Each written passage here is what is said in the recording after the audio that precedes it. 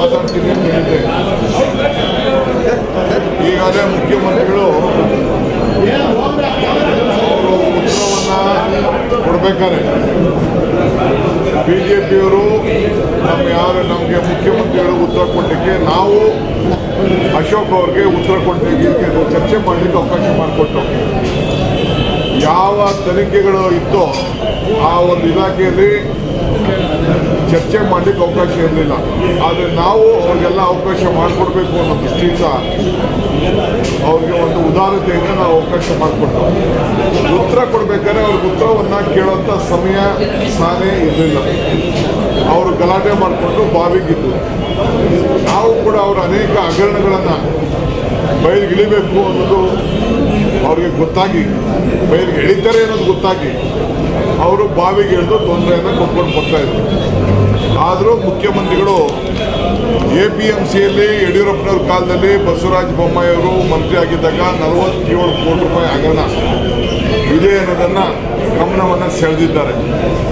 ಇದಲ್ಲದೆ ಬೋವಿ ನಿಗಮದಲ್ಲಿ ಕೋಟಾ ಶ್ರೀನಿವಾಸ ಪೂಜಾರಿ ಅವರು ಮಂತ್ರಿ ಆಗಿದ್ದರು, ಬೊಮ್ಮಾಯಿ ಅವರು ಮುಖ್ಯಮಂತ್ರಿ ಆಗಿದ್ದರು. 87 ಕೋಟಿ ರೂಪಾಯಿ ಹಣ ಅಲ್ಲೂ ಕೂಡ ಇದೇ ರೀತಿ ವರ್ಗಾವಣೆ ಆಗಿದ್ದನ್ನು ಕೂಡ ಇವತ್ತು ಈಗಾಗಲೇ ಗೂಳಳ್ಳಿ ಶೇಖರ್ ಅವರು 100 ಕೋಟಿ ಆಗಿದೆ ಅಂತೇಳಿ ಗಮನವನ್ನು ಸೆಳೆದಿದ್ರು.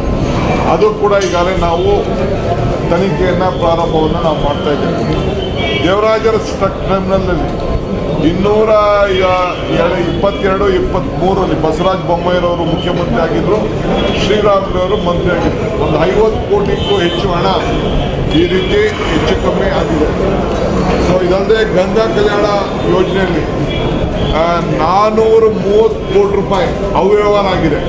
ಯಾರ ಕಾಲದಲ್ಲಿ? ಯಡಿಯೂರಪ್ಪನವ್ರ ಕಾಲದಲ್ಲಿ, ಕೋಟಾ ಶ್ರೀನಿವಾಸ ಪೂಜಾರಿ ಅವರ ಕಾಲದಲ್ಲಿ. ಇದಲ್ಲದೆ ಪ್ರವಾಸ ಉದ್ಯಮ ಇಲಾಖೆ ಅಲ್ಲಿ ಸುಮಾರು ಒಂದು 2.5 ಕೋಟಿ ರೂಪಾಯಿ ಯೋಗೇಶ್ವರ್ ಅವರು ಇದು ಮಂತ್ರಿ ಆಗಿದ್ದರು. ಬೊಮ್ಮಾಯಿರವರು ಯಡಿಯೂರಪ್ಪನವರು ಮುಖ್ಯಮಂತ್ರಿ ಆಗಿದ್ದರು. ಕಿಯಾನಿಕ್ಸ್ನಲ್ಲಿ CAG ವರದಿ ಇದೆ.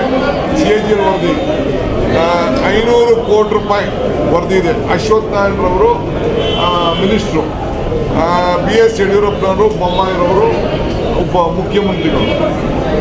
ಕೋವಿಡ್ ಹಗರಣ ಸುಧಾಕರ್, ಶ್ರೀರಾಮುಲು ಒಟ್ಟು 40,000 ಕೋಟಿ ರೂಪಾಯಿ 40,000 ಕೋಟಿ ಹಗರಣ. ಇದೆಲ್ಲ ಕೂಡ ಈಗಾಗಲೇ BJP ಕಾಲದಲ್ಲಿ ಮತ್ತು ಭದ್ರಾ ಮೇಲ್ದಂಡ ಯೋಜನೆಯಲ್ಲಿ 2,000 ಕೋಟಿ ರೂಪಾಯಿ ಅಂತೇಳಿ ವಿಶ್ವನಾಥ್ ಅವರು ಪ್ರಸ್ತಾವನೆಯನ್ನು ಮಾಡಿದರು. ಅದು ಕೂಡ ಯಡಿಯೂರಪ್ಪನವರು ಮತ್ತು ಬೊಮ್ಮಾಯಿರವರ ಕಾಲದಲ್ಲಿ ಅನೇಕ ಇದು ಈಗಾಗಲೇ ತನಿಖೆಗಳು ಈಗಾಗಲೇ ನಡ್ಕೊಂಡು ಬರ್ತಾ ಇದೆ.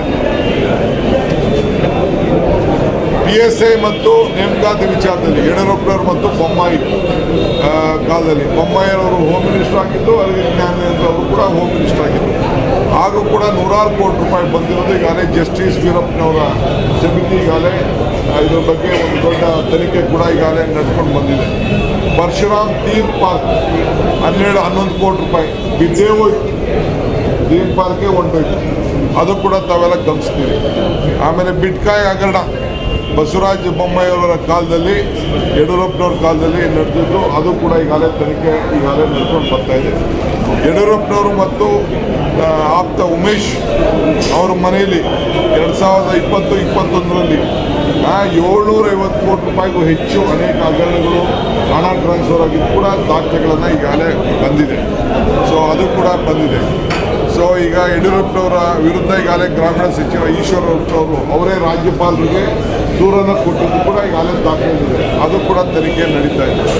ಇವೆಲ್ಲ ಕೂಡ KKIDB ಆಗ ಅಲ್ಲೂ ಕೂಡ ಯಡಿಯೂರಪ್ಪನವರು ಮುಖ್ಯಮಂತ್ರಿ ಆಗಿದ್ದಾಗ, ಬಸವರಾಜ ಅವರು ಮುಖ್ಯಮಂತ್ರಿ ಆಗಿದ್ದಾಗ ಸುಮಾರು 200ಕ್ಕೂ ಹೆಚ್ಚು ಕೋಟಿ ಮುನ್ರತ್ನ ಅವರು ಮಂತ್ರಿ ಆಗಿದ್ದರು, ಪ್ಲಾನಿಂಗ್ ಮಂತ್ರಿ. ಅವ್ರ ಕಾಲದಲ್ಲಿ ಇವ್ರು ನಡೆದಿದೆ. ದತ್ತಾತ್ರೇಯ ಪಾಟೀಲ್ರವರು ಅಧ್ಯಕ್ಷರಾಗ ಅವಧಿಯಲ್ಲಿ ಹಗರಣ ನಡೆದಿದೆ.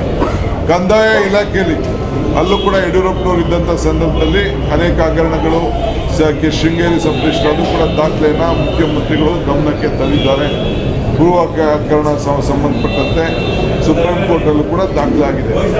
ಕೃಷಿ ಇಲಾಖೆಯಲ್ಲೂ ಕೂಡ ಬಸವರಾಜ ಬೊಮ್ಮಾಯಿ ಇದ್ದಾಗ, BC ಪಾಟೀಲ್ ಇದ್ದಾಗ ಅನೇಕ ದಾಖಲೆಗಳು ಕೂಡ ಬಂದಿದೆ.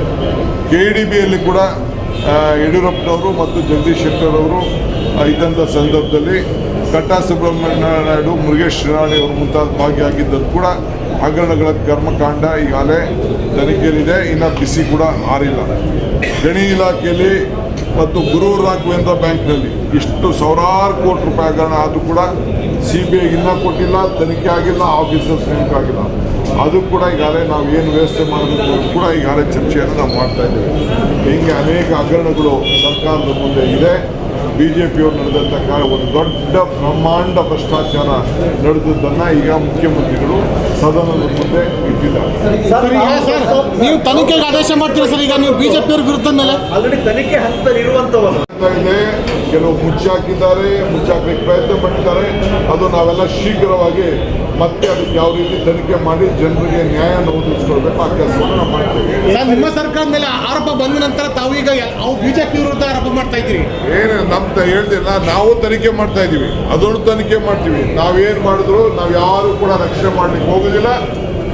ಎಲ್ಲರೂ ಕೂಡ ಬಯలుಗೆಳೆದು ರಸ್ತೆಗೆ ಇಳಿಯಂತ ನಿಮ್ಮ ಸಾರ್ವಜನಿಕ ಗಮನಕ್ಕೆ ತರುವಂಥ ಕೆಲಸವನ್ನು ನಾವು ಮಾಡ್ತೀವಿ. ಮತ್ತಷ್ಟು ಸುದ್ದಿಗಳಿಗಾಗಿ ನೋಡ್ತಾ ಇರಿ ಪಬ್ಲಿಕ್ ನ್ಯೂಸ್ 24x7. ಇದು ಸತ್ಯದ ಧ್ವನಿ.